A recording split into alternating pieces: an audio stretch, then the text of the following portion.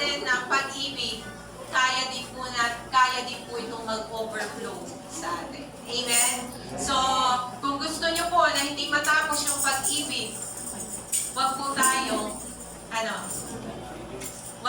titigil, wag din po tayong titigil sa pagkapit sa Panginoon, sa pagkonekta sa ating Diyos. Amen? Ngayon po, welcome na po natin ang ating po pastor. Ready na po para po tayo ay muling lumakas sa salita ng Diyos. Amen? At sabi po, ang pananampalataya ay bunga ng pakikinig at pakikinig ng salita ng Diyos. Kaya po lagi pong pinapaalalahan, huwag pong lalabas na. Di po ba? Hanggat wala naman po talagang matinding pangangailangan. Okay? At syempre, iwasan na din po natin ang pakikipag-usap sa katabi. Amen? Nakita ko yung signal ngayon. Amen? So, dapat makinig. Kasi po, pag hindi po tayo nakikinig, ano yun? Paano lalalim yung ating pananampalataya sa Panginoon? Kapag wala po tayong pinakikinggan, hindi po natin pinakikinggan, hindi po tayo lalalim sa salita ng Diyos. Hindi po magkakaugat yung ating pananampalataya. At ngayon po, welcome na po natin, siyempre, ang ating po pastor, Pastor Paul Dan Montares. Amen. Praise God. Ayan. Purihin si Lord ngayong umagang ito. Siyempre, New Year pa rin. Amen. Happy New Year, everyone. So, sino dito masaya? Amen. Ngayong pagpasok ng bagong taon, I hope na marami tayong mga patotoo tungkol sa kabutihan ni Lord sa nakaraang taon. No? Na nagdaan. Ano nang year ngayon? 2025, no? Ang bilis na ng panahon talaga. So, akala ko noon, year 2000, magugulo na daw yung mundo. Pero hindi naman totoo. May mga nanguhula-hula lang, pero hindi totoo. Pero excited pa ba kayo this coming year na marami pang gagawin si Lord sa atin? Amen? So, i-claim natin yan with faith by faith na ang Lord, hindi tayo iiwan. Ang Lord, laging nandiyan dyan para sa atin. So, nais ko muna po tayo, yumuko tayo manalangin. Let's welcome the presence of God. Hallelujah. Father, Panginoon, we thank you, Panginoon, for this very moment, Panginoon. Nandito kami, Lord, muli. Handa po kami makinig na yung salita. Nawa, Panginoon, patuloy mo i-guide ang bawat isa. Malinawan kami muli, Lord God, sa iyong salita. Ito yung maging path namin, may pathway namin, Lord God, sa aming mga journey, Panginoon. Kanya-kanyang journey, Lord, ng buhay namin. Salamat, Lord God. Ikaw po ang patuloy, Panginoon, na kumabay, Panginoon. Ikaw, Panginoon, ang patuloy, Lord God, na kumausap, Lord, sa iyong mga anak na nandito, Panginoon. Hindi aksidente, Lord, nandito kami. Meron kang word para sa amin, Panginoon. Nababaunin namin, Panginoon, sa buong taon na ito na tatahakin namin. Salamat, O Diyos. Ikaw, Panginoon, ang maghari, Lord, sa oras na ito, sa pangalan ng Panginoong Jesus. Amen. Hallelujah. Ayan. Purihin ang Panginoon. So, ito po yung magiging topic natin. Kapag kayong sinasabi po ng New Year, minsan pinabalitan po nila yung happy ng prosperous. Tama ba? Ano ba yung prosperous sa Tagalog? Yun, masaganang bagong taon. So, napakaganda po, napakagandang simula ito. So, magkakaroon po tayo ng series break. Dati nagkaroon tayo ng topic natin na 3 sunod-sunod na linggo about the birth of Jesus. No, itinapik natin do. So, ngayon magkakaroon ako ng series break kasi pagpasok. This is our first Sunday of the month. Tama po ba? No? At napaka-importante po, kahit po ang Assemblies of God will be doing the Sing First na tinatawag. Gabi-gabi po yun, 1 week preparation. No? Nagkakaroon kami ng prayer devotion, ng fellowship. Naka-online yun, minsan sinend ko sa GC natin. So napakahalaga kasi yung unang pasok ng taon, dapat nakadetermine yan kung paano tayo ka-hungry sa presensya ni Lord. No, dapat, naniniwala ba kayo na dapat inuuna si Lord? Amen. Kung kailan, wag naman sana kung kailan bagong taon, doon naman tayo nawala sa Panginoon. So alam ko ready na tayo muli ng Panginoon, yung mga puso natin sa pakikinig ng Kanyang salita sa oras ngayon. So let's get started. Sabi dito, alam niyo po, yung salitang prosperous, pag sinabing prosperous, kagaya sinabi niyo kanina, masagana. no? Kinakabit yan sa New Year, no? Kinakabit po yan, nakasunod po yan, yung salita na yan. Sa mga tao, alam nyo, para sa mga tao to na mga recipient, di ba? Kaya sinasabi natin, prosperous New Year. Mapagpala sana ni Lord yung taon mong darating, no? Magkaroon ng fulfilling, magkaroon ng success yung buhay natin. So madalas na Happy New Year, di ba? Pinaparating natin, no? Na hindi ka lamang magiging masaya, kundi ang sabi dito dapat magiging prosperous ka. Kasi yung kasiyahan talaga nakikita naman sa pagiging prosperous sa New Year na sabi dito, importante yung usapin na pinagpala, no? Pagdating po ng bagong taon. Hindi na pulingit sa inyo yan kasi magmula pagkabata ko naririnig ko yan, no? Kahit sa mga Christmas carol naririnig ko rin yan, yung bagong taon, di ba? So lalo ngayon 2025 po, no? Ano yung crucial na katangian ng isang tunay na pinagpala na Kristiyano, no? Prosperous na tao. Importante po yung pag-uusapan natin dito patungkol po sa ating buhay at patungkol din ito sa ating pananampalataya. Magkasama po kasi talaga yan. So how to have a prosperous New Year. Amen. Pasok na pasok to sa ating topic ngayon kasi January. First Sunday of the month ng January 2025. Sige, tingnan natin next slide. Nakalagay po dyan sa 3rd John. Sinabi ni John dito, si John the Beloved na nagsulat nito. Beloved, I pray that you may prosper in all things and be in health just as your soul prosper. Sabi po dyan. So let's look at the 3 crucial. Ang sinasabi ko sa inyo, 3 crucial na types ng pagiging isang masagana na Kristiyano na kailangan nating baulin ngayon. No? Dapat ito maintindihan natin ngayon, 2025. So number 1, sige, tingnan natin number 1. Nakalagay po dyan, nabanggit sa verse na yan is prosper. Ibig sabihin, meron pala talagang financial prosperity na tinatawag po sa Biblia. Pinagpala tayo para mapagpala din natin yung iba. Amen? Sino dito gustong pagpalain pa ni Lord? Kailangan maging channel of blessing ka rin sa iba. Sabi dito, prosper, sige, ang sabi dyan, yung prosper in Greek is euduo. Pag sinabi euduo, have a prosperous journey to succeed in business affairs. Nakalagay po. No? May kinalaman siya sa material at may kinalaman din po siya sa both material, financial area ng ating buhay. Diba? Importante po yung salitang financial prosperity na tinatawag. So kahit ano pong relihiyon, di ba? At kahit sino man, kahit hindi pa nakakilala kay Lord, makasalanan pa na tao yan, nangangailangan po niyan ang finances. No? Tama po ba kayo? Kasi paano ka kakain, paano ka maan, di ba? Nangangailangan tayo nito. Hindi lang ito pagiging makamundo, lagi niyong tatandaan, kundi pagiging makadiyos din. So kasama po yan, magkasama. So 2 Corinthians, next. Sabi dito, and God will generously provide all your need. Then you will always have everything you need and plenty left over to share with others. Sabi dito. So, alam niyo po, importante yung napupunuan yung mga pangangailangan natin eh. At meron tayong sobra. Hindi lang naman sakto-sakto lang lagi, di ba? Kaya merong sobra, yung sabi dito plenty, pero meron din tayong mai-share para sa iba. Di ba, kapatid? Kalooban ni Lord na tayo, pagpalain tayo financially. Di ba? Financially. Why? Because you have a need. Meron tayong mga pangangailangan po sa buhay. No? Lahat tayo may mga needs. At hindi masama na meron tayong plenty left over na sinasabi dito sa Bible. Diba? Yung mga sobra, diba? Pagka may sobra, nag-save tayo. Tama ba yan? Diba? Minsan, tinatabi natin para kung sakaling nagipid tayo, meron tayong madudukot uli. Diba? So, ganun pala. Ayaw ni Lord na nasasanay tayo na minsan, pagka pinagpala tayong blessing, yung pang sa atin lang, sakto lang sa atin, or sakto-sakto lang ang blessing na natatanggap natin. No? For example, diba? Minsan tinatanong tayo, brother, sister, kamusta ka na? Diba? Ito, walang-wala pa rin.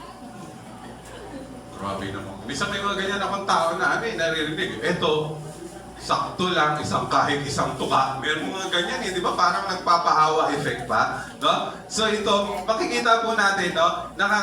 Ito, minsan, yan yung mga salitang minsan na parang unbiblical.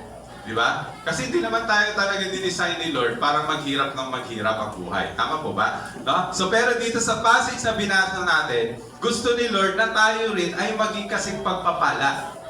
Paano ka magiging pagpapala kung ano nga, di ba? Kung gano'n ang magiging. So, gusto niyo ba pagpalain tayo ni Lord? Amen. Di ba? This coming New Year. So, dapat talaga na tinuturo din po sa church na magiging financial literate din yung isang tao. Di ba? Sino dito nananalangin kay Lord lagi na mapunan yung pangangailangan niya? Kami ganyan po kami.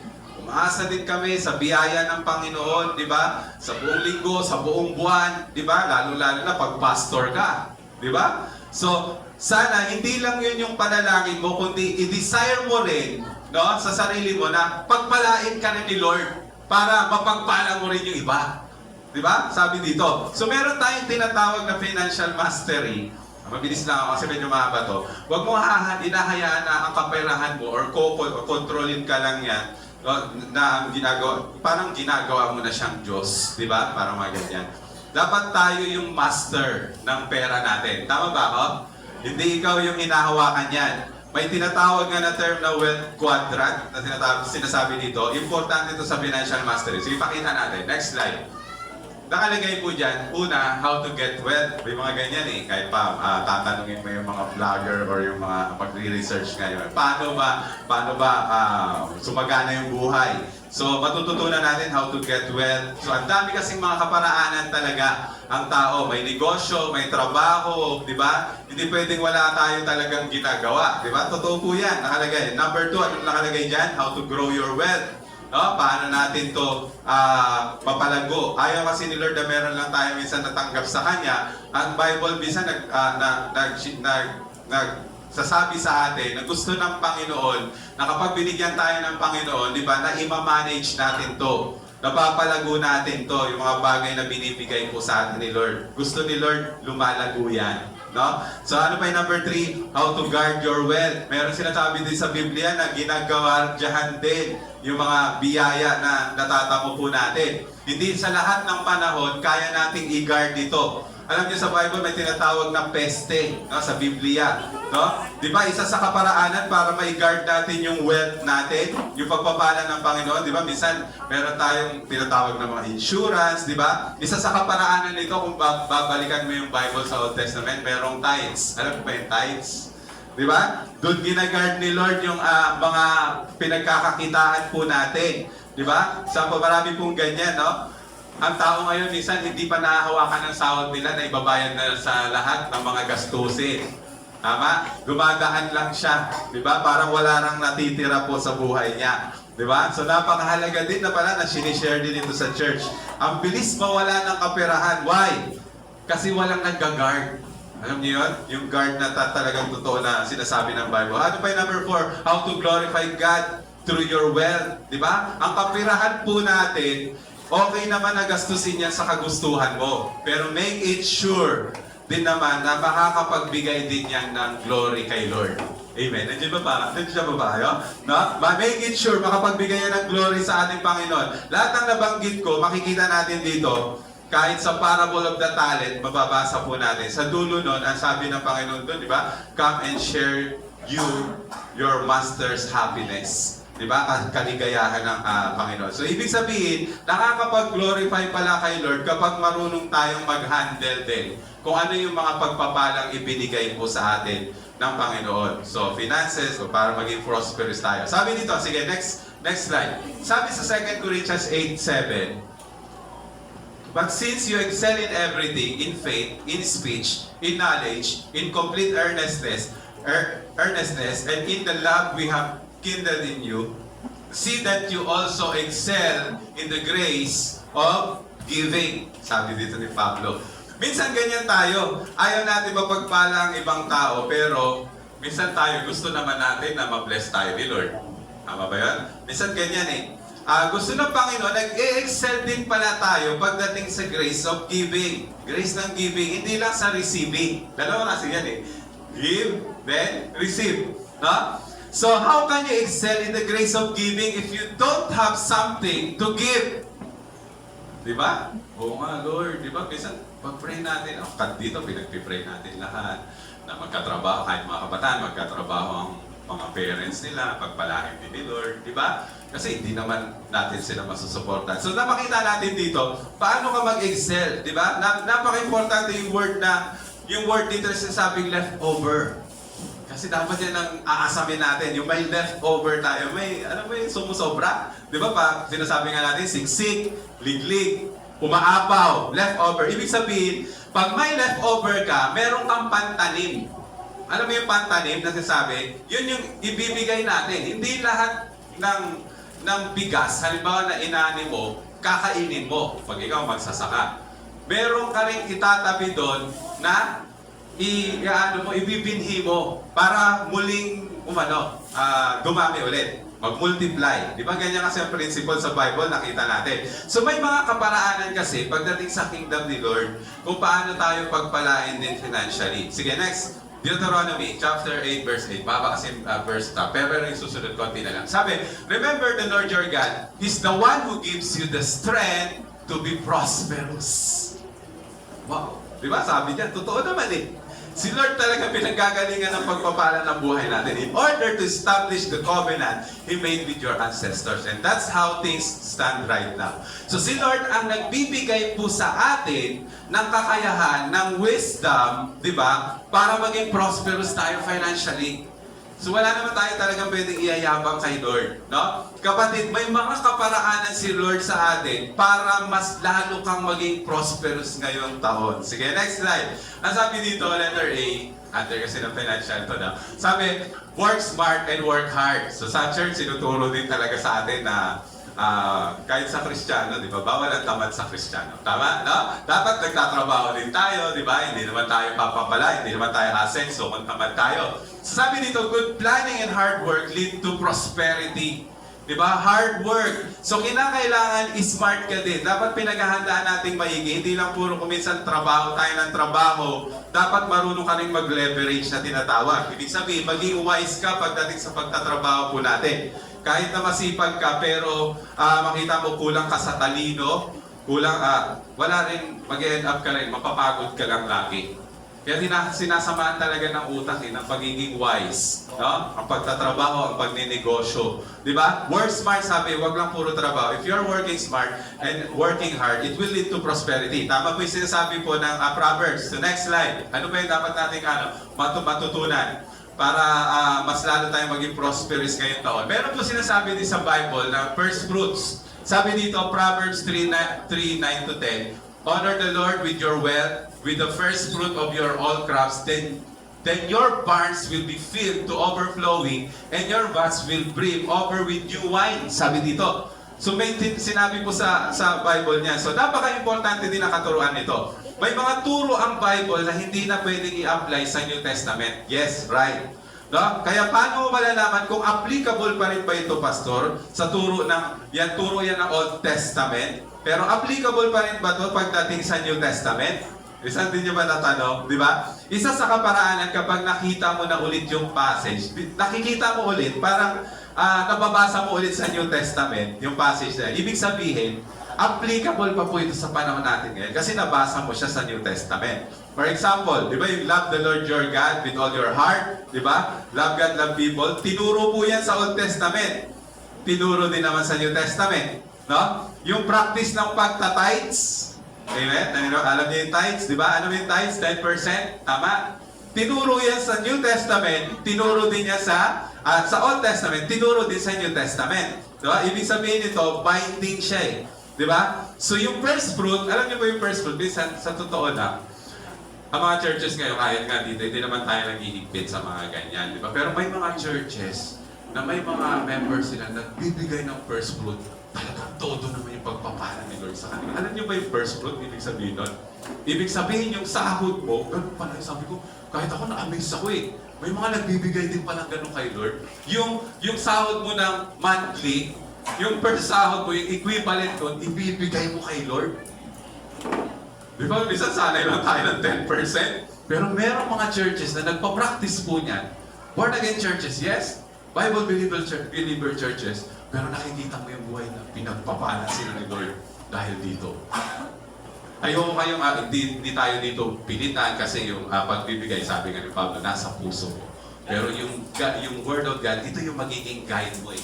is whether you pwede kang sumunod o hindi. Ang sabi dito, first fruit, tinuro yan. Sabi dito, sabi ni Pablo, yung first fruit ay holy. Sabi ni Pablo, tinuro niya to sa Romans chapter 8, kung babasahin niyo yung Bible nyo. Kapag ang isang command po, tinuro sa Old Testament at tinuro din sa New Testament, ibig sabihin nito, binding siya. Diba? Binding. Of course, ang practice nito ay nakapailamin sa spirit ng New Testament. So, dapat ito yung, sabi dito, yung practice ng New Testament giving, ano yun? Yung cheerful giving. Ano ba yung cheerful giving? Siyempre, hindi naman natin pagka ayaw mo naman talaga magbigay. Bakit po? Di ba yung God loves the cheerful giver? Sabi doon. So, hindi pilitan. Sang-ayon lang to sa pagpapasya mo. Amen. Baka naman sabihin si pastor naman, masyado naman.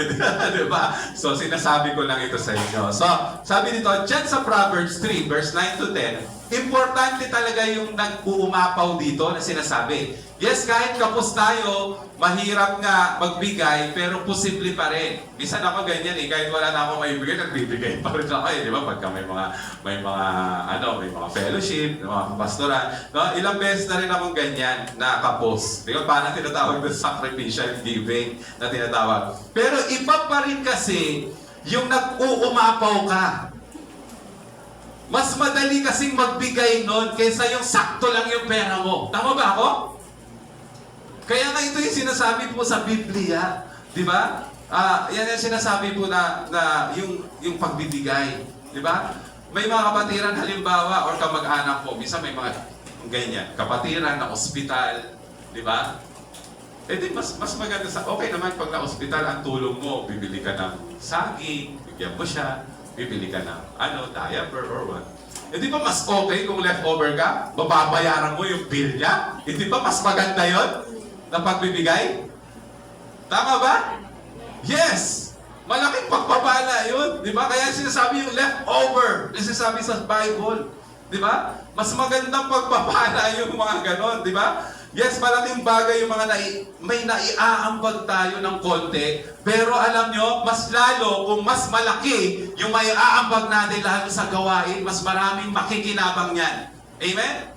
Kasi kayo yung binigyan ng Panginoon. So honor, sabi dito, honor the Lord with your wealth. Ika nga, Nehemiah. Sige, next slide tayo. Sabi, we obligate ourselves to bring the first fruits of our ground and the first fruit of all fruit of every tree, year by year to the house of the Lord. Diba? Yung mga Israelita po yan. So sabi dito, practice po yan sa New at sa Old Testament na ibinigay ni Lord sa kanila yung pinakaunang bunga. Ang sabi dito, first fruits ng kabuhayan nila taon-taon. O, di ba?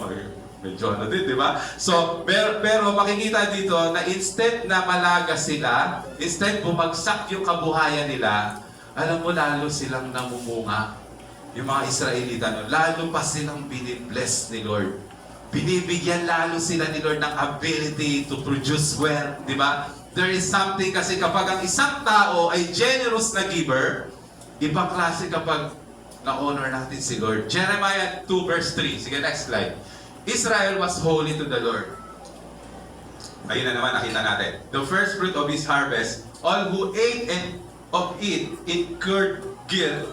Disaster came upon them, declares the Lord. Sabi, yan yung kapag hindi mo naalala si Lord, kinain na nila lahat ng biyaya ng Panginoon. Sa New Testament, ganyan, na nagbigay si Lord ng pangkain. No, nagbibigay din si Lord, hindi lang pangkain natin, nagbibigay din si Lord ng pang-seed mo. Alam mo yun? Pang-seed mo. Ibig sabihin, pangkaloob. Di ba? Hindi lang pangkain binibigay ni Lord. Parang ganito yan, no? Kinain mo pati, alam ba, kagaya sinabi ko sa inyo kanina, pag kinain mo lahat, pati pantanim mo, ano mangyayari? Principle yun eh, di ba? Pag kinain mo lahat, halimbawa, magsasaka ka, wala ka nagtatirang binhi, kinain mo lahat. Ano ba yung mangyayari? Hindi siya mag-multiply. Di ba? So all who ate, sabi ni incurred guilt, disaster came upon them, declares the Lord. Kaya huwag kakainin yung seed. May seed kasi talaga na binibigay si Lord sa atin. Nasa sa puso mo na yan. Ito seed ko na nga pala. Ito no, bakit ko pa ginastos? No, ano? Diba? Minsan may naiisip din ako eh. No? Bakit ko pa di ba? Parang kay Lord na pala dapat to. So all who, sabi dito, so sige, sabi dito, next slide, 42 verse 30. The best of all first fruit and of all your special gifts will belong to the priest. Ito, Old Testament. You are to give them the first or best portion of ground meal so that a blessing may rest on your household. Ito yung mga command. Pinakita ko sa inyo yung mga command naman. Biruin mo, ikaw lang yung nagbigay ng first fruit. Pero pag naging generous giver ka pala dito, sabi dito, pero damay pati anak mo, return of blessing, magre-rest yung blessing sa'yo, sa household mo, for the whole year. Sabi dyan, ganda pala ng turo nung sa Israelites, di ba? For the whole year. So, makita po natin dito na talagang gumagamit si Lord. No? May mga bagay na hindi na talaga natin maiintindihan. May mga bagay na hindi maiintindihan po ng mundo na kinabibilangan natin ngayon pagdating sa giving. Pero ito pa lang minsan yung susi ng pagpapala. Di ba pag sa mundo, mas okay yung nagre-receive ka, di ba? Pero pag kay Lord, may turo si Lord, hindi, di ba? May mga ganyan turo ang Panginoon. Letter C, ano pa? Nakalagay. First fruit, pero sabi ko, gusto naman, dami. sabi dito, sabi sa tithes. Malakay 3:10, I am the Lord all-powerful and I challenge you, sabi dito, to put me to the test. Bring the entire 10% into the holy storehouse, so there will be food in my house. Then I will open the windows of heaven and flood you with blessing after blessing. I will also stop locusts from destroying your crops and keeping your vineyards from producing. Ito yung sinasabi ko kanina, na i-guard ni Lord yung mga kabuhayan mo. Sabi dito, every nation will talk about how I have blessed you and about your wonderful land. I, the Lord, all-powerful, have spoken. Sabi ni Lord. Wow. Matindi, di ba? Sabi dito, kapag tayo nagtatides pala, ginag-guard ni Lord yung mga pinagkakakitaan natin, trabaho natin. Di ba? Kapag inialay mo kay Lord ang isang bagay, dinedicate mo yan kay Lord, talagang si Lord yung mag-guard niyan. Di ba? Pag inalay mo talagang isang bagay kay Lord, si Lord ang hindi papayag si Lord na masira yan. Kasi dinedicate mo yan kay Lord. Di ba? Pag kami bumibili tayo ng mga gamit natin, sasakyan natin, sino dito yung pinagpipray muna natin? Dinedicate natin kay Lord. Di ba? Kasi kay Lord yan eh. Di ba? Letter D, ano ba? Generosity. Huwag natin kakalimutan. A generous person will prosper. Sabi, whoever refreshes other will be refreshed. Sabi, ang sistema ng mundo, sa mundo natin ngayon, kuha ka lang ng kuha, yes. Receive lang ng receive, yes. Pero ang prinsipyo pala ni Lord, pagiging generous sa pagbibigay din. Kapag tayo pala ay naging pagpapala sa iba, generously, pagpapalain tayo din ni Lord. So when was the last time namin sa nakapagbigay ka nga, pero nakapagbigay, siguro may mga time, may mga pangyayari sa buhay na nakapagbigay ka, tapos no after mo magbigay, gumaang yung kalooban mo. Meron? Yung mga ganyan, di ba? Masarap din yung yung pakiramdam, di ba? Hindi mo lang alam sa pagkaang ng kalooban mo, di ba? May gumagaling ka palang karamdaman, nagkakaroon ka ng kapayapaan sa sarili mo, di ba? Gumagaang yung kalooban mo. Kaysa yung, ikaw, ayaw ko to, akin lang to eh. Di ba? Nagkakaroon ng kapayapaan. Lahat yan, minsan nakakabuti po yan sa katawan po natin. Natatanggal yung, ito yung pinakamatindi, natatanggal yung greediness. Alam niyo yung word na greediness? Yung kaya nga minsan, pag bata, tinuturuan ng magbigay eh. Bigay mo nga, baby. Ayaw ko nga. May mga ganong bata, huwag ko na sana. Dapat turuan natin sila magbigay. Di ba? Mag-share. Di ba? Biblical po kasi yun. Di ba? So natatanggal yung greediness, pati yung anxiety mo, kaya tanggalin din ni Lord pag na-practice mo yan eh. Yung anxiety, lagi ka nag-iisip, ano na mangyayari sa akin, di ba? Natatanggal din pala. Kaya totoo na ang love of money, sa totoo naman yung money, hindi naman eh. Yung love of money is the root of all evil. Ngayon, bakit ko sinasabi sa inyo to? Ang pera, pinasasama lang ng tao eh. Pero ang totoo, ang pagmamahal sa pera, yun yung ugat nun. Yun ang ugat, hindi yung pera. Sino dito kaya mabuhay pag wala kang pera? Pambiling bigas, pambiling tubig, hindi ka mabubuhay eh. Di ba? Ang sabi dito, money is neutral. Ano niyo yung neutral? Ibig sabihin, parang hangin yan. Parang music yan. Di ba neutral? Ang ibig sabihin ko, ang pera, pwede mo yan gamitin sa masama. Pwede mo rin yan gamitin sa mabuti. Tama ba ako? Pwede po. Di ba? Parang music. Parang sa ano yan, parang ding music din yan. Alam niyo yung sa music? Di ba? Pagka may music na nakakaluwalhati kay Lord, meron ding music na hindi nakakaluwalhati kay Lord. Di ba? Parang music. Di ba? Sa atin. Yung pera, pwede mong gamitin sa kalokohan yan. Tama ba ako? Lalo na yung malakas magbisyo, sa kasamaan, sa pambababae, kung ano-ano, sugal. Pwede, right? Di ba? Pero ang pera, pwede mo rin gamitin sa kabutihan, kapatid. Lagi mong tatandaan yan. Lalo kung itinutulong mo ito, lalo tinutulong mo kay Lord, tinutulong mo sa ibang tao. Kapag pera kasi, nakontrol ka niyan, diyan na mag-uumpisa yung trouble din sa buhay ko. Tayo yung master dapat ng pera. No? Tayo ang masusunod. Amen. Sabi nga nila makikita mo daw yung ugali ng tao. Tunay, ha? Tunay na ugali ng tao pag nagkapera na. Tama ba ako? Di ba? Totoo po yun Di ba? Alam mo tayo dapat ang master ng pera. Hindi tayo yung kukontrolin ng pera natin. Tama po ba? Nandiyan pa ba kayo? Amen. Baka galit na kayo sa akin. Amen. So there are, sabi dito, threefold purpose ang money. Kapag hindi natin alam ang purpose ng isang bagay, kasi bagay ito pinag-uusapan natin, kasi sinasabi natin, masaganang bagong taon, prosperous, di ba kakay, bumibili pa kakay ng bilog-bilog mga prutas, ano yan, pati coins, ilalagay nyo na sa inyo kung ano-ano, tumalon kayo, pagpandak kayo, kung ano-ano, di ba? Pag New Year, mga bilog-bilog, ay gusto ko, kahit wala kami dito, basta maraming bilog-bilog, ano ba yung bilog-bilog? Di ba? Prutas.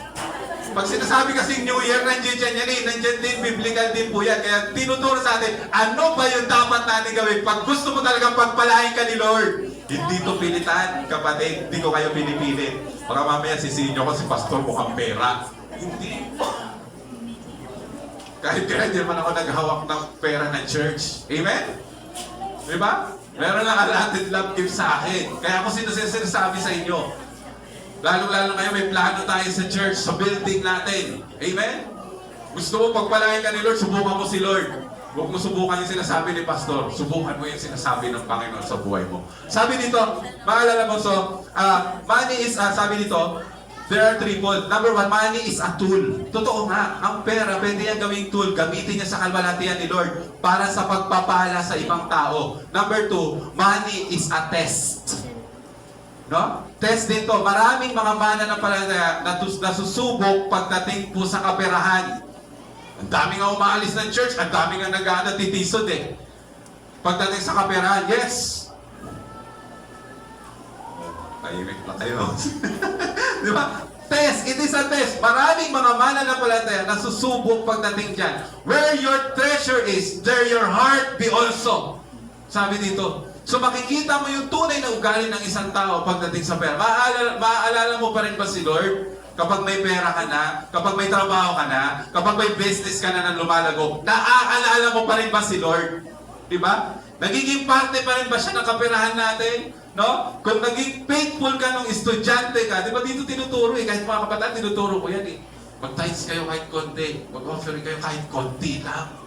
Pakita nyo kay Lord dyan. Di mo lang alam kung ano pa yung greater things na gagawin sa'yo ng Panginoon. Magkano yung tithes ng 20? Masarap, madaling ibigay, estudyante. Estudyante nga, naglo-load yan ng 100 Uwayin ka pa niyan pag hindi mo siya bigyan ng pan-load. Diba? Tapos magpupunta yan sa labas, ang bibilin yung mga milk tea, nagkakahalaga ng 120. Diba?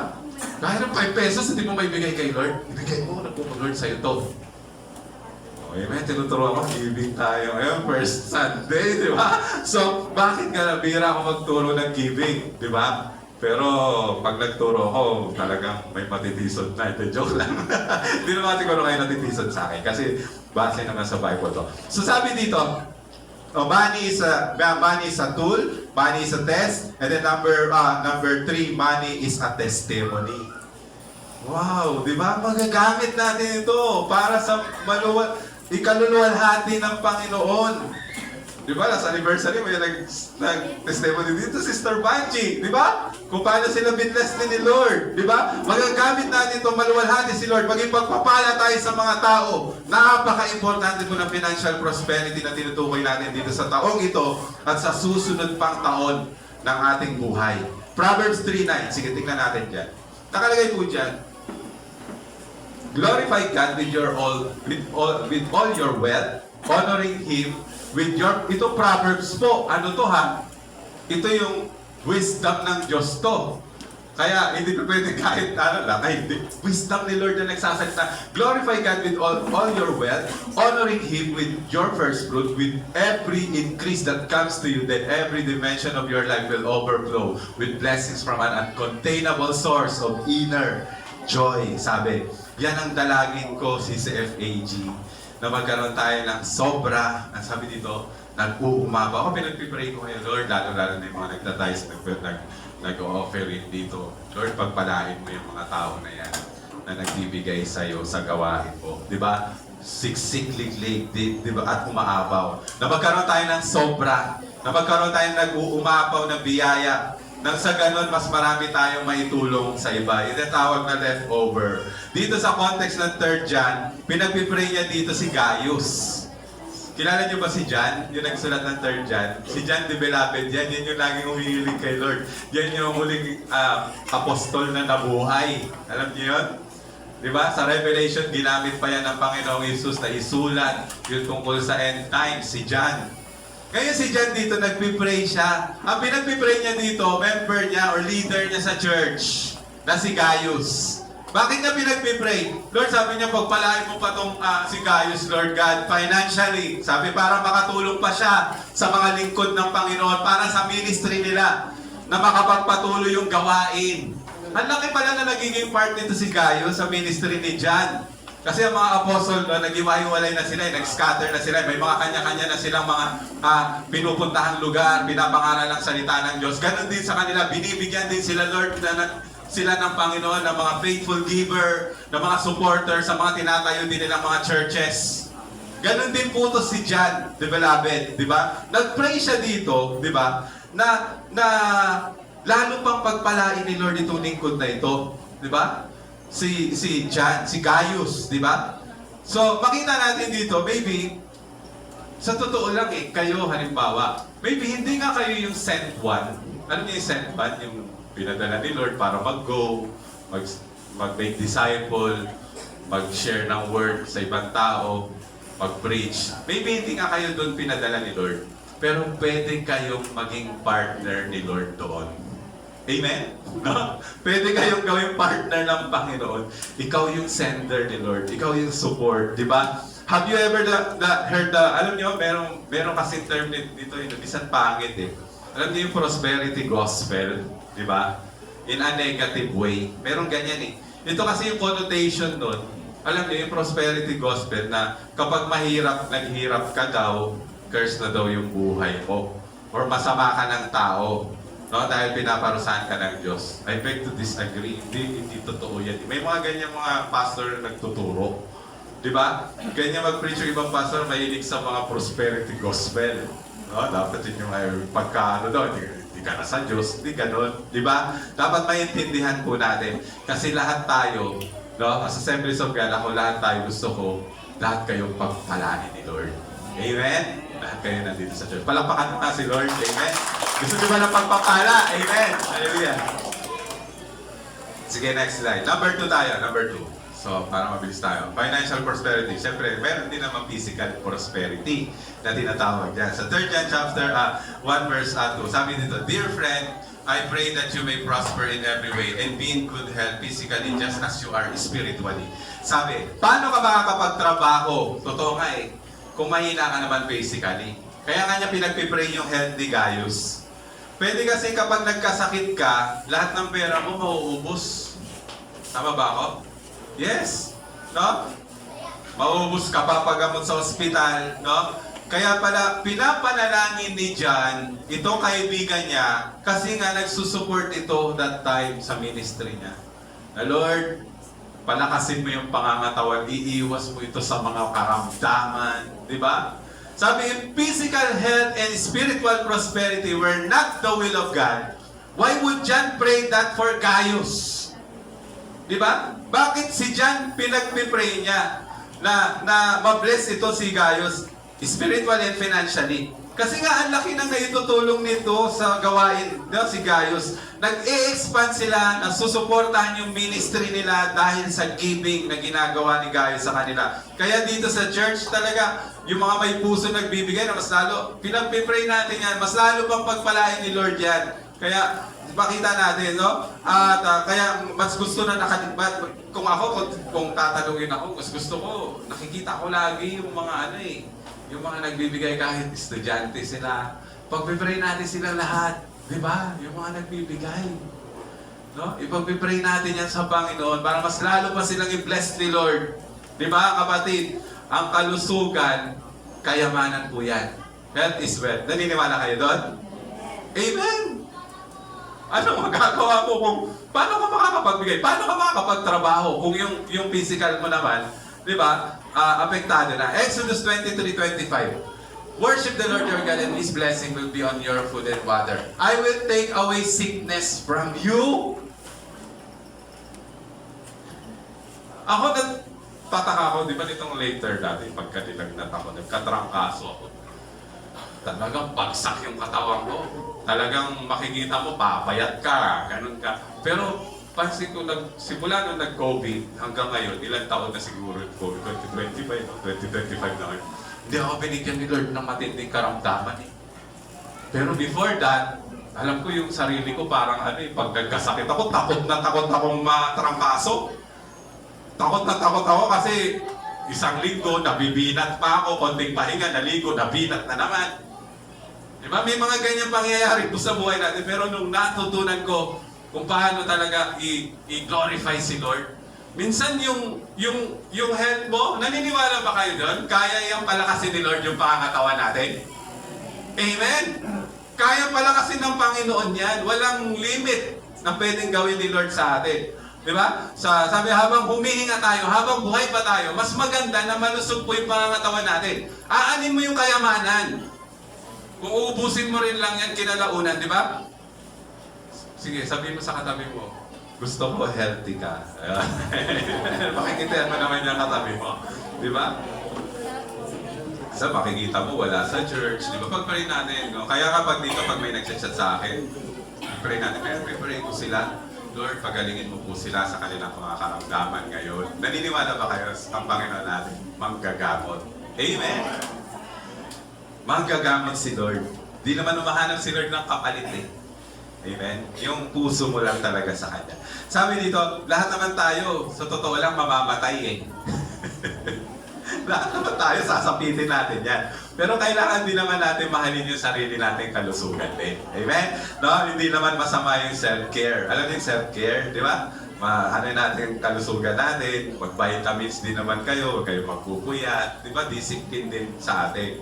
Diba? So, bakit ko sinabi? Sige, let's go. Mas lalalim tayo. 1 Corinthians. Or do you not know that your body is the temple of the Holy Spirit who is in you, whom you have from God, and you are not your own? Sabi, for you are bought at a price, therefore glorify God in your body and in your spirit, which are God's. Sabi, yes, pwede natin glorify si Lord sa kaperahan natin, yung number 1, financial. Pero higit sa lahat, i-glorify mo naman si Lord sa pangangatawan mo. Amen? Huwag kung kani-kanino at kung saan-saan mo sinisira yung katawan na yan. Example, lagi mong iisipin, nakakapag-glorify pa ba kay Lord? Itong inilalagay ko yung katawan ko sa bisyo, sa maling relasyon, di ba? Sa mga ginagawa mong mali, kasalanan araw-araw. Nakakapagbigay ba yan ng glorify kay Lord? Hindi lamang po sa pagkanta ha, pupunta kayo dito sa church, kakanta tayo, magpupuri tayo, pagsimba tuwing Sunday service, mag-glorify mo si Lord. Nag-glorify mo si Lord kung paano natin pinapahalagahan yung katawan natin na ibinibigay natin sa Kanya para sambahin siya.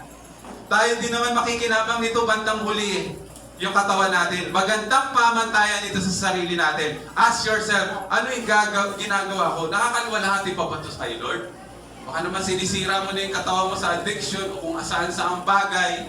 Nakakapag-glorify ba yan kay Lord? Sabi dito, many people, sige next slide, many people spend their health to gain wealth, then they spend their wealth to regain their health.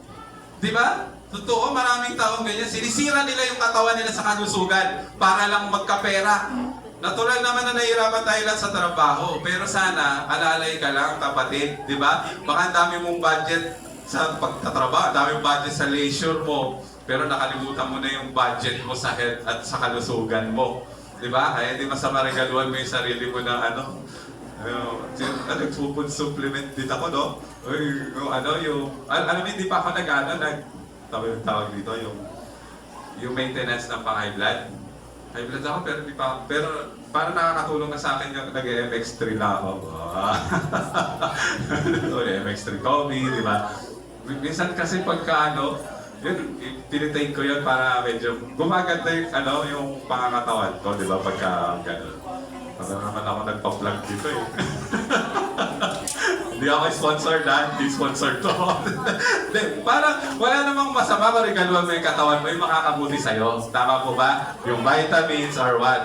Sabi dito, Ecclesiastes 11 verse, ang bilis na oras eh. Next slide. Sabi, so refuse to worry and keep your body healthy, but remember that your youth, that youth with a whole life before you is meaningless.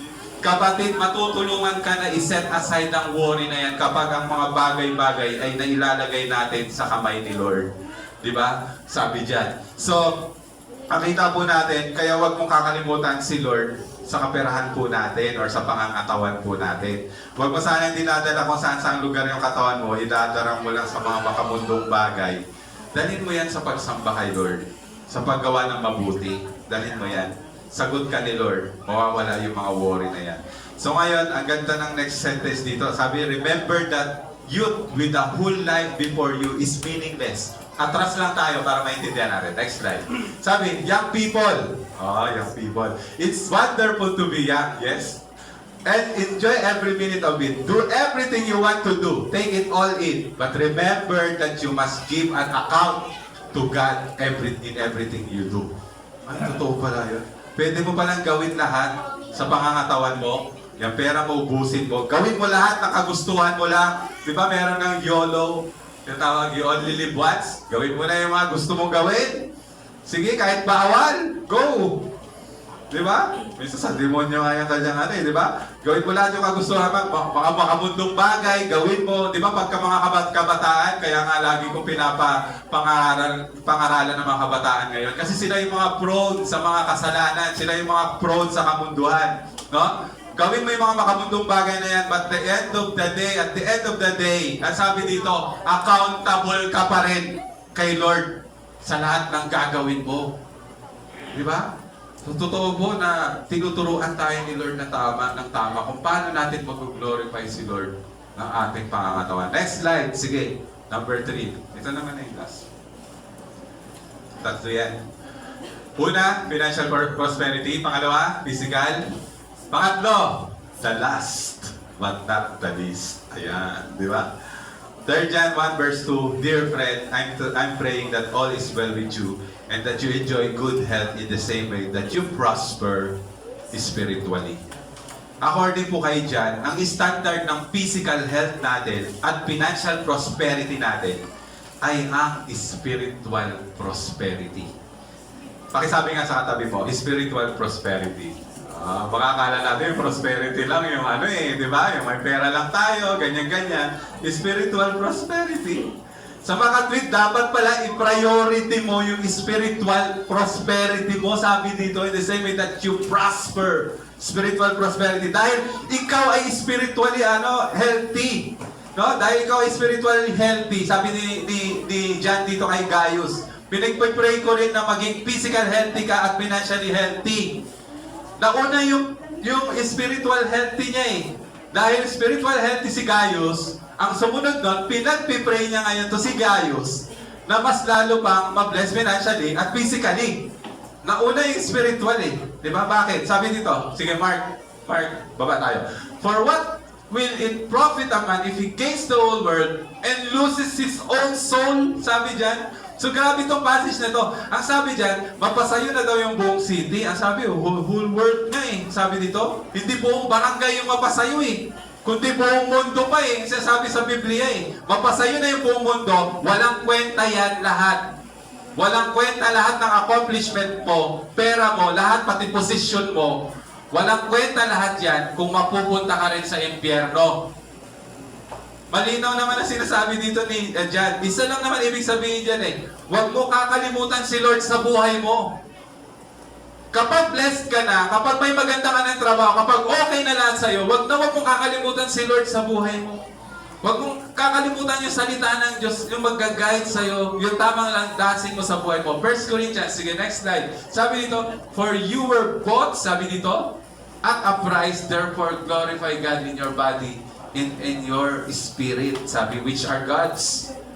Alam niyo po, ang tao, may component tayo na body, soul, spirit. Di ba? Tatlo nga eh.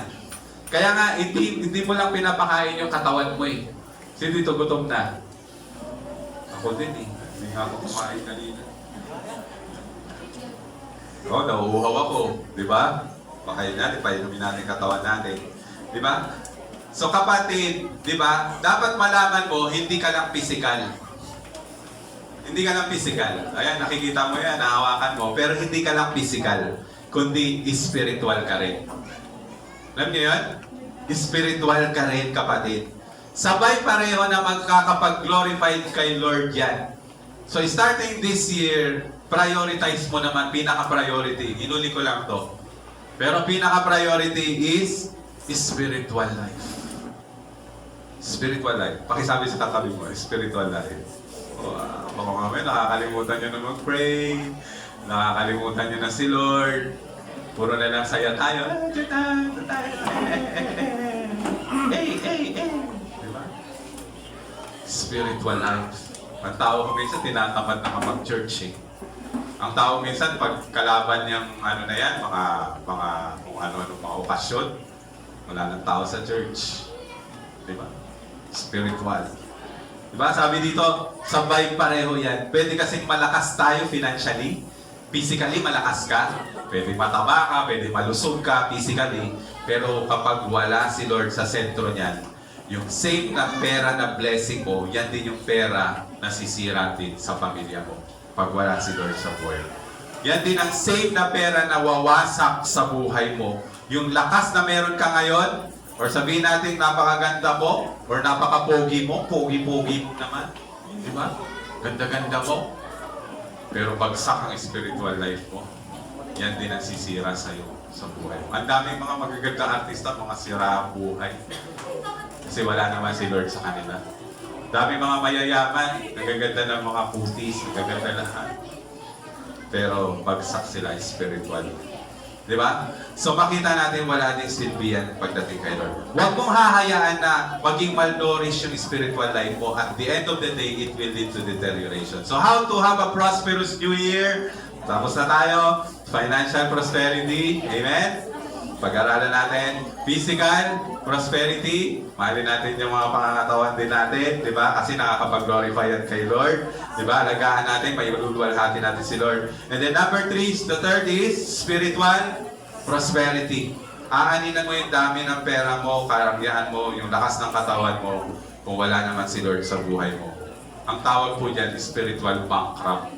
Ang tawag sa'yo. And I will end with this. Sabi dito, 3 John. Sige, next slide. Ano sabi dyan? Beloved, I pray that you may prosper in all things and be in health, just as your soul prosper. Sabi. So una, sinabi ni John dito, beloved. Pag sinabing beloved, ano yun? Minamahal. Amen. Minamahal. Kapatid, kapag may taong minamahal ka pala, huwag mo silang kalimutang ipanalangin. Amen? Sino dito maraming minamahal sa buhay? Amen? Huwag mo silang kakalimutan panalangin. Napansin nyo, dagdag na lang sa prayer item niya yung financial prosperity. Dagdag na lang niya yan eh, at physical prosperity. Kasi yung, kung hindi siya prosperous spiritually, kagaya yung sinasabi ko sa inyo ulit, ito muna ididil sa kanya eh. Ni John eh. Kaso nakita na ni John, ito si Gaius, prosperous siya spiritually na eh.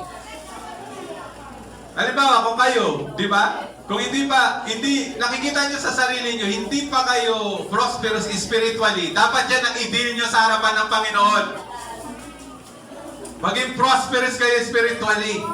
Di ba? Yan ang una. Ganyan pinag-pray ni John si Gaius. Di ba? Ibig sabihin, malalim na si Gaius kay Lord. No, kapatid, kapag ayos yung puso mo kay Lord, ano ba totoo lang? Maidadala sa tama yung pera mo. Dahil ayos yung spiritual life mo. Tama ba ako?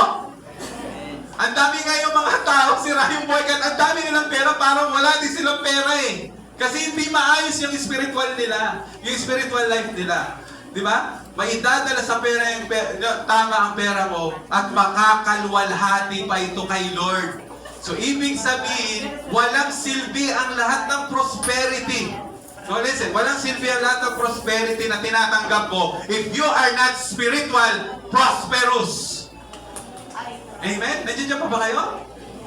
Spiritual prosperous ang tinatawag po dito. No? Walang silbi na lahat ng bagay, di ba? Ang lakas, ang pera, kung spiritually bankrupt ka. Kung meron ka mang ipapanalangin sa una, ito listen, sana yung maging spiritually prosperous ka muna this year. Kaya dapat unahin mo si Lord.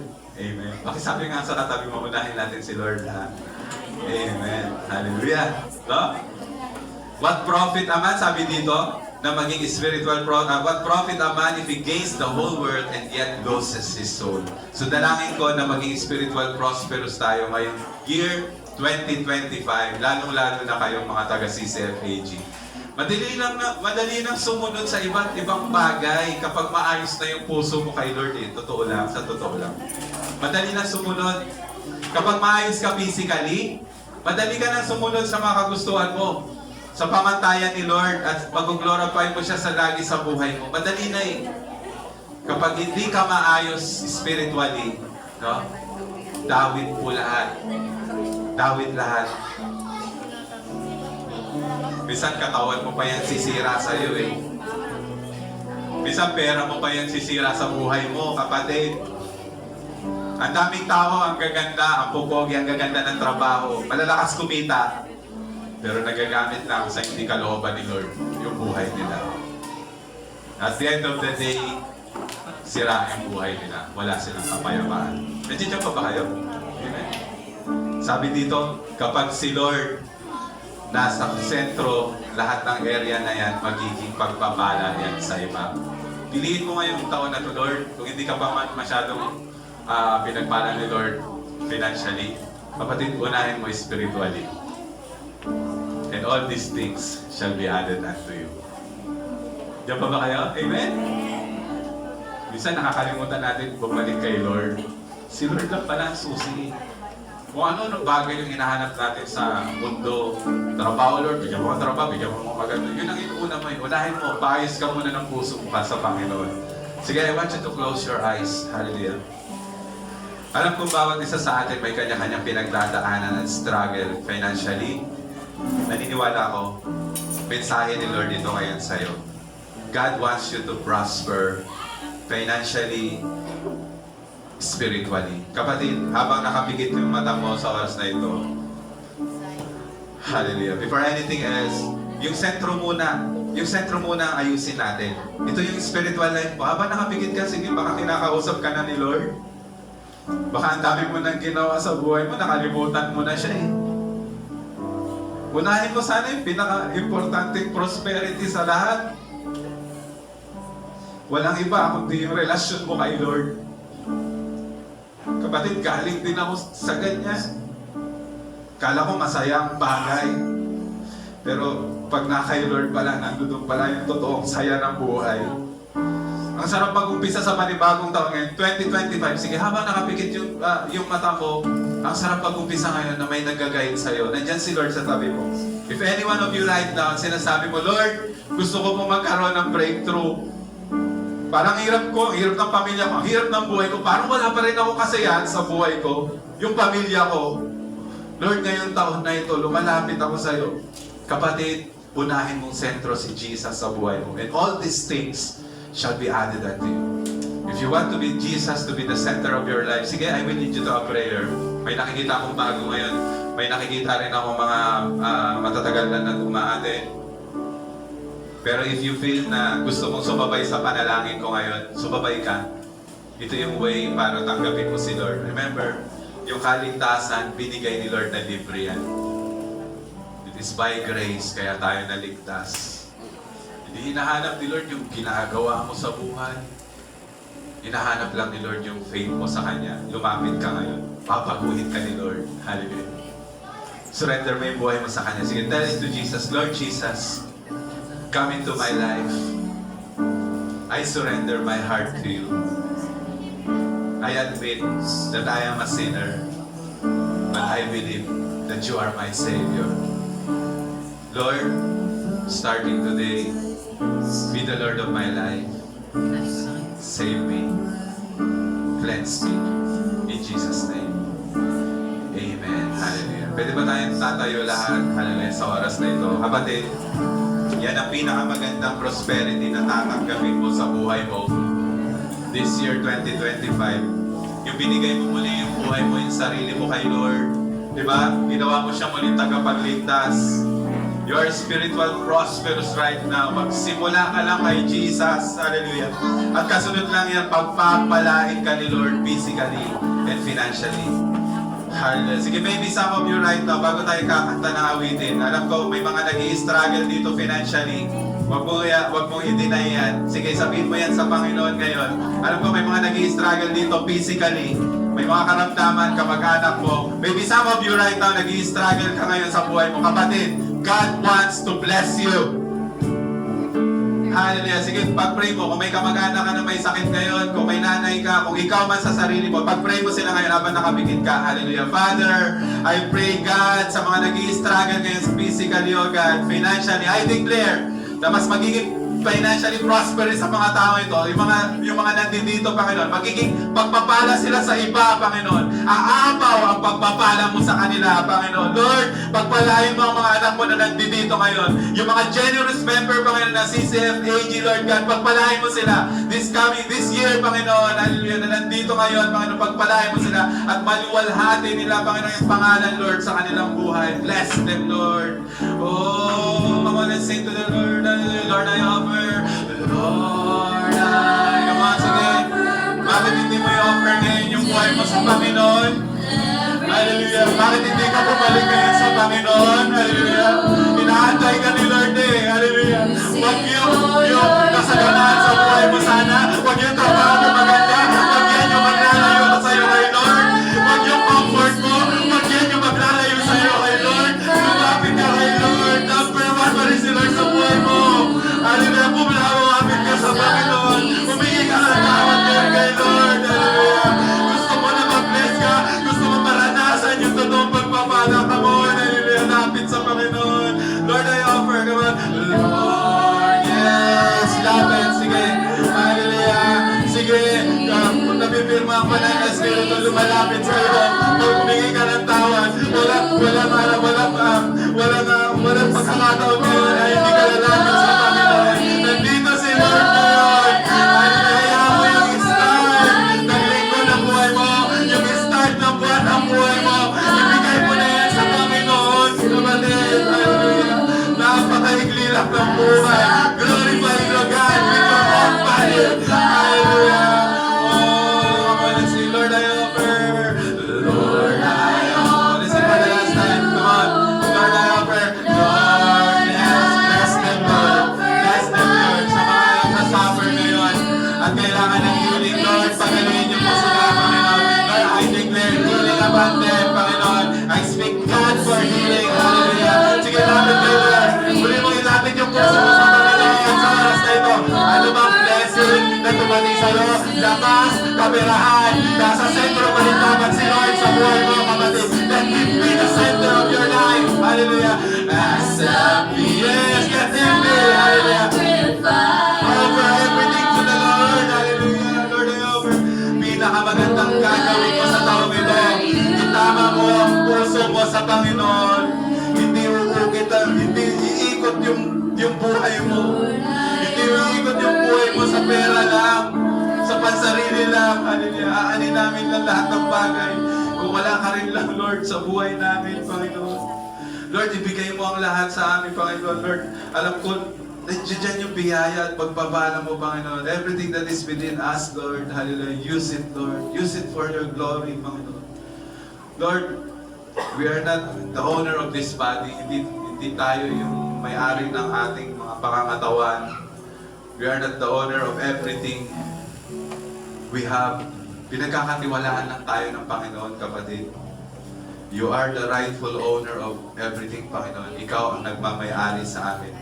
Patawarin mo kami, Panginoon, kung napabayaan namin yung spiritual life namin. Mas lalo pa kami maging malapit sa iyo sa taong ito. Salamat po dahil may pinagaling ka ngayong araw na ito, Panginoon.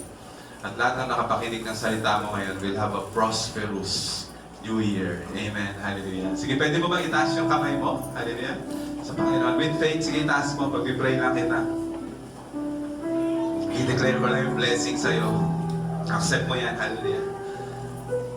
Hallelujah. I want you to receive blessings which God promised in Numbers chapter 6. Every time the man of God declare it, believe it and it shall be yours.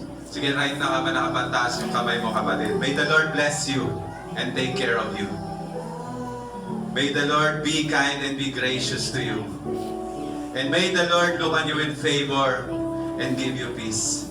Lord, hallelujah, sa oras na ito, we receive all of these blessings.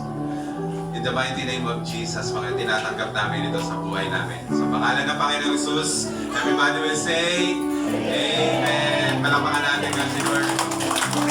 Sige. Okay. Sige, habang po dinidistribute ang ating communion sa oras natin. Kasi first Sunday of the naman. Ayan. Sige, pwede niyo pong bigyan. Pero kung nafe-feel nyo na parang bago pa lang kayo or lalo yung mga bata ha, huwag muna natin bibigyan kasi bigyan natin ng paggalang ang session na to kasi pinapagawa to ni Jesus sa kanyang mga disciple. Pero may pahabol ako kung if you receive Jesus as your Lord and Savior, yung kanina yung pinatanggap ko kayo, you are allowed to take this supper, di ba? Communion natin sa oras na ito. Sige, habang dinidistribute yan, pwede bang itaas ang ating hostya? Magpipray lamang po ako. Mang Diyos, salamat po, Panginoon, sa oras na ito. Ang aming awak, Panginoon, ay sumisimbolo, Lord, ng iyong katawan, Panginoon. Katawan na nabayubay, Lord, sa krus. Katawan na naghihirap, Panginoon, para sa aming kaligtasan. Salamat, Lord, sa mga gawa mo, Panginoon. At through your words, Panginoon, we are saved, Panginoon. Hallelujah. Salamat, Panginoon. Paspasan mo po ang mga anak mo na magtitake nito. Maging kalakasan sa kanila, spiritually, Panginoon. Physically, Panginoon. Mentally, financially, mag-prosper sila, Lord. Salamat, O God. Ito po ang aming samot dalangin. Sama-sama namin ititake ito, Panginoon, na may pagmamahal sa iyo. Sa pangalan ng Ama, ng Anak, ng Espiritu Santo. Tayo mo na.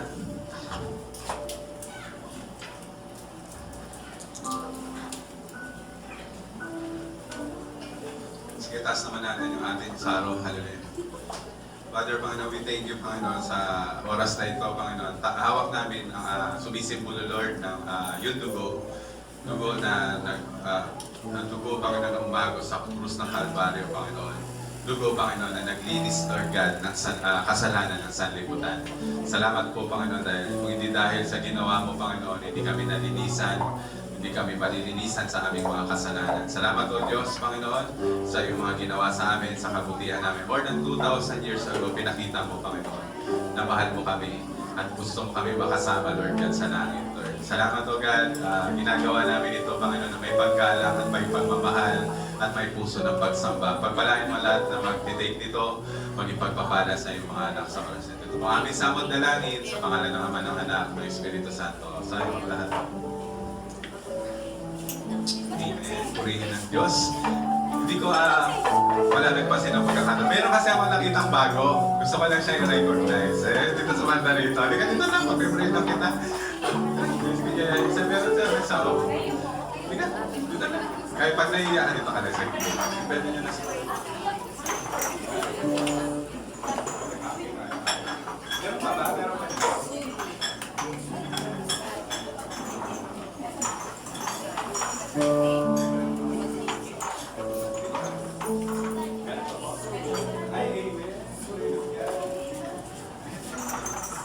Amen. Alam niyo po dito kasi sa amin, sa church, masaya po kami pag mayroong mga bagong lalo. Amen. Sino ba nagsisimba sa sila?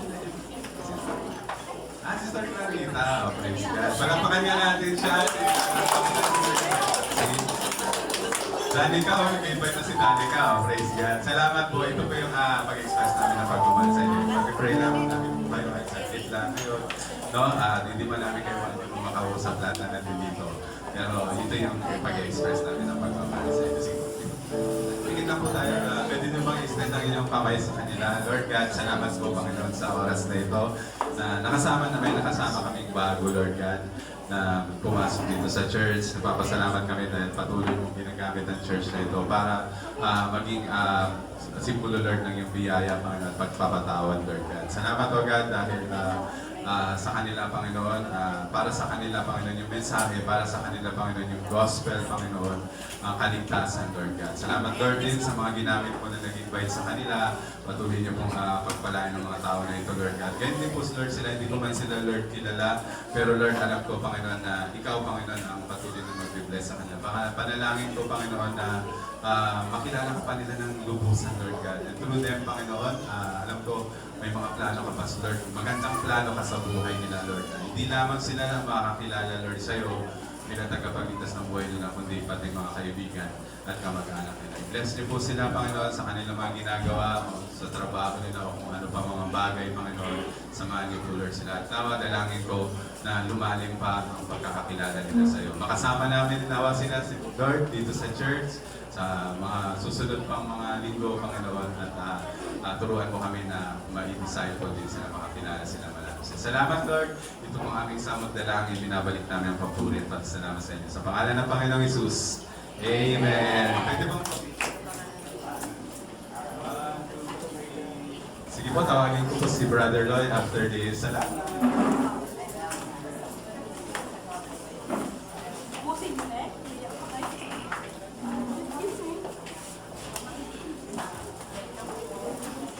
Guys.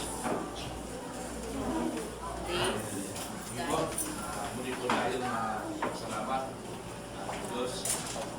Maraming Diyos, muli kami po yung nagpapasalamat sa iyo, Panginoon, sa bagong taon ito, Panginoon, na muli, Panginoon, na bagong buhay, bagong baka, Panginoon, sa dami namin, Panginoon, na bayan kami, Panginoon, kaya po kami, Panginoon, sa bagong taon ito, ano man ang aming gagawin, protektahan kami, Panginoon, hallelujah, aming paplanuhin, aming mga ginagawa, Panginoon, aming anak buhay, sa aming business, Panginoon, ikaw po ang maguna, Panginoon, at patuloy ang aming dalangin, paghawak, Panginoon, sa amin, hallelujah, kaya Panginoon, ibinibigay namin, Panginoon, sa iyo, Panginoon, ang buo, ang aming patutunguhan, Panginoon, Panginoon po ang bahala, Panginoon, sa amin, alam namin, Panginoon, kami naniniwala sa iyong kapangyarihan na ikaw ang Diyos na aahawa at kakabay, Panginoon, sa aming buhay. Kaya, Panginoon, salamat po sa nakaraang taon, patuloy ang inyong pagpapala, at ngayong bagong taon, Panginoon, alam namin, Panginoon, masaganang pagpapala, masaganang spiritual, Panginoon, masaganang financial, hallelujah, hallelujah, kumibigay sa amin. Ikaw ang Diyos, Panginoon, ang aming hawak-hawak, Panginoon, at ikaw ang Diyos, Panginoon, ang aming lalapitan sa mga oras, Panginoon. Iwan na namin, Panginoon, ang mga karamdaman, Panginoon, sa 2024, at kami ngayon bago lang ngayon 2025, Panginoon.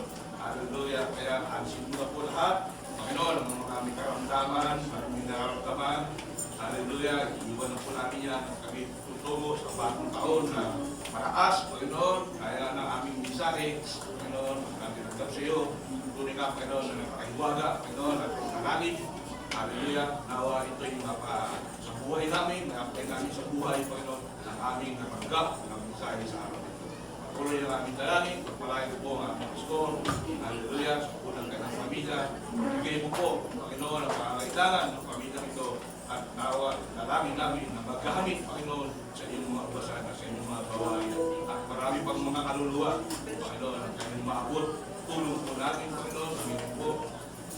Gabayan po rin kami at bigyan po kami ng kanino, taas, upang hayagin po namin, Panginoon, tuwag ng aming pastor, ang iyong banal na salita. Hallelujah. Kaya, Panginoon, patuloy ang aming dalangin, kami patuloy, Panginoon, pagpalain po ang bawat isa, Panginoon, anong pinagpala ng nakaraan ko, naway magpagribo. Sigano ang pagpapala ngayon, bagong taong ito. Hallelujah. Sabi ko, paguli, Panginoon, ang iyong gabay, ang aming hawak. Sa iyo, papurihan, salamat, sa aming pangalan, Jesus. Amen. Ayan, na-bless po ba tayo